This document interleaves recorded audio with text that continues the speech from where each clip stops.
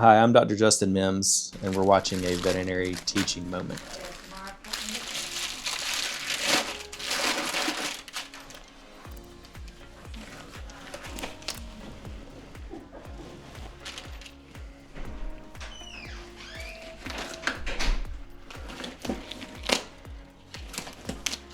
You mean to use real terms or just real made up terms. words? Made up words?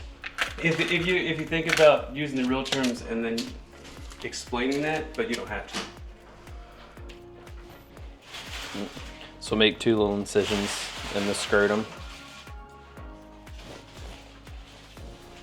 Go ahead and exteriorize both testicles. And you'll pull and kind of tear down like the fascia and then the scrotal ligament, and then you have a second snap. That's the vaginal tunic, and you can kind of see it as this kind of like moved back up the spermatic cord. And then we do a little auto suture, figure 8 suture, auto ligation. It's got all kinds of different names.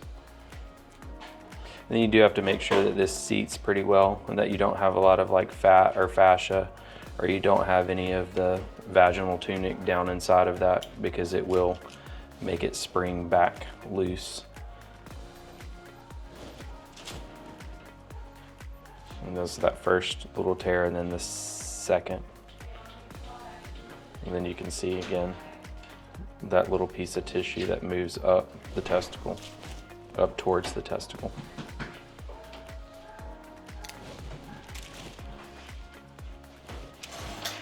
And we're done.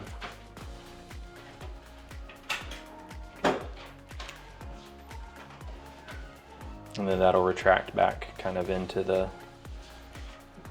body, and we make sure there's nothing else hanging out.